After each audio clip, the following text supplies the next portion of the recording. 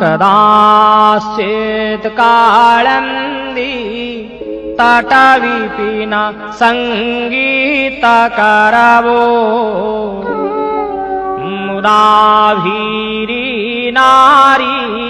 वदन कमलास्वाद मधुपः रमः शम्भो ब्रह्मा मरपति गणेर्सार्चितपदो जगन्नाथ स्वामी नयनपथगामी भवतु मे भुजे साव्ये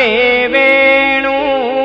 शिरसि शिखि पुच्छं कटितटे